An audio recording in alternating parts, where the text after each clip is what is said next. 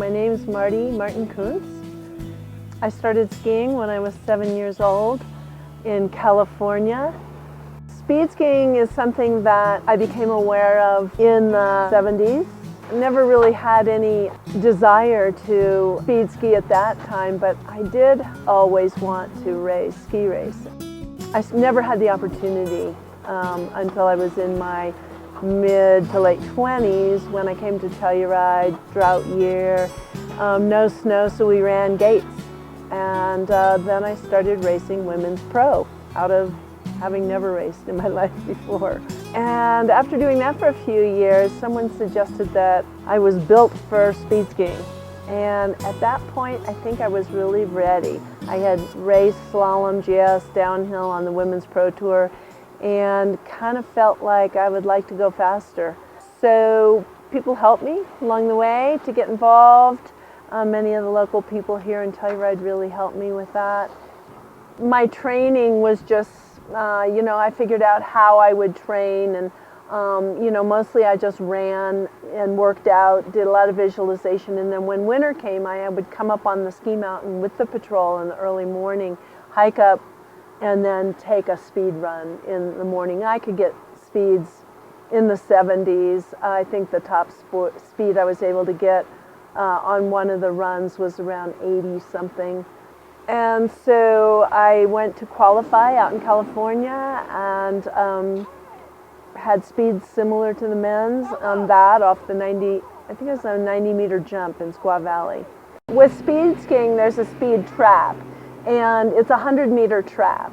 And so you start from a place very steep up on the hill, and then when you're in the lower part of what I would call a parabolic curve, going from very steep to eventually flat, so you have a run out to stop. They have a 100-meter trap in there, and you break a light. You ski through, you break the light, the timing starts. 100 meters later, you break another light, the timing stops. So it's an average speed for 100 meters. And sometimes they said that they thought that the actual high speed in the trap was possibly 4 miles an hour, even faster than the average. In Europe, they would bring in the army on their skis, and they would help work the course. We worked a lot on the course to make it smooth, safe, how we thought it would run best. I qualified and started racing at Silverton and set a world record in my first race there in Silverton in 1982. 111 point something. Tell me a little bit about that phenomenon called fear. Men always have historically talked about fear in sort of a macho attitude, like, oh, sure, I can take care of that, no problem. Well, but how do you deal with it? Well, Is there fear? Well, yes, there is fear. And I, last year when I was asked that, I said, well, no, I haven't experienced any fear, because the only fear I experienced last year was, before I ever raced, and I didn't know what it was. And so it was the fear of going into something that I had no prior knowledge of. And then my total, experience with the race, there was no fear. But this year I did start experiencing fear in France. And how I dealt with it was I just accepted it, and I accepted that if I was afraid at the top of the course, I wouldn't run. But it seems that when you get into the move of everything, you get up there and you want to go, and the fear disappears. But I feel that if I feel a tremendous amount of fear and I'm up there, I won't go. When I was 19 years old, I started meditating with some friends of mine. And it started with a transcendental meditation, and that had been a big part of my life. And when I was speed skiing, I would say there was a similar feeling and sense to that quiet and that expansiveness of being in your body. And I think too that possibly that has kind of kept me meditating through all these years, is just having that feeling of, growing with the moment of just presence and knowing how pure that was and delightful. I think the pure delight of being there for what's happening. at that moment, and certainly speed skiing was all of that, as I think many people who do extreme sports experience and are looking to replicate that again. I want to say there were no thoughts, that I was really in my body, 100% in my body, feeling how I was moving, and that too was a very special experience, to be that quiet. So it made it possible to just really work with all the, tugging of the wind and the slope and any inconsistencies. And then I went on the next year to set some more world records, one in Lauzac, France. Marti Kuntz, sweetheart of Telluride, Colorado, who wins the day with 190 kilometers per hour. And then all of a sudden they told me I had a world record, and it was very exciting, but I wanted to wait until Stella came down, but she didn't break my record, so it was great. And it was nice to be able to break it also by such a large margin.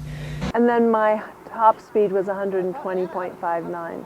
It was all, very fun and exciting, and I really enjoyed it. I was in my mid-30s at that time, and it just seemed perfect for my life. I also realized that I probably, if I was going to do it, needed to do it then. Most of the competitors that I was racing against were in their early 20s and mid-20s. There were some that were older. I actually was called Mom and Grandma. I didn't think of myself as being older than them, really, but I did notice that it was great for me because I thought my focus was very good, and I was able to train and stay with it, and I felt that was a huge advantage for me. Through the early years of speed skiing and into the 70s, women were not allowed to even participate at all to compete in speed skiing. So it was a fairly new sport for women, and it was, and our speeds were controlled. We were always given a start where they knew if we had a world record, it would just be a little bit more, a little bit more, a little bit more. They never just let us go up the mountain and start from like where the men started. There were times when we actually got to start from where the men started later on. I felt that right off the bat, having set a world record in my first race, I did get a lot of attention, and it was very helpful financially for that to happen, because then it perpetuated my ability to keep racing, and also encouraged people to help me more. There was never much money in ski racing at that time. One of our large sponsors was Camel cigarettes, and of course they had lots of money to help put the event on. They didn't sponsor people personally, they sponsored the event. I can still remember what it was like to be at the top of the course and getting ready to go, and there was so much mental preparation for it. I did have one crash when I was qualifying for the World Championships. We were racing on the jump, the Nordic jump. I think it was a 90-meter jump in Squaw Valley, and it was very difficult. It was very steep and flat and then steep, so there was a lot of compression. And then the finish at the end was so short you could barely stop.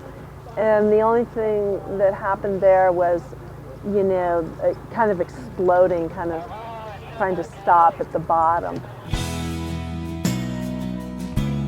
I realized that probably one of the biggest things was that when I was ready to race, when I knew that speed skiing was something I really wanted to do, I was following my heart, and that was really the important part, because it's really a dangerous sport, and it was something that I listened to myself very, very closely, and I promised myself I would never run if I wasn't getting the green light from inside of myself to go. And I have to say that I realized in my life that has been probably one of the biggest triggers for success, was really listening to my heart, not to my ego, not to my brain, so much as just really looking inside for the answer of what I needed, when, and what was important. And so I knew when to quit. So earlier in my life when my friends were doing it, I thought it was kind of silly. It didn't seem like something I would ever be interested in. And so I guess I competed 3 years because really in '85 I quit. I had some back injuries. I never would have thought that I would end up, teaching skiing all my life, but here I am. I'm still teaching. I still love it. I love being on my skis. I love working with people and sharing the joy of what skiing is with them. And I am hoping to do it into my 80s.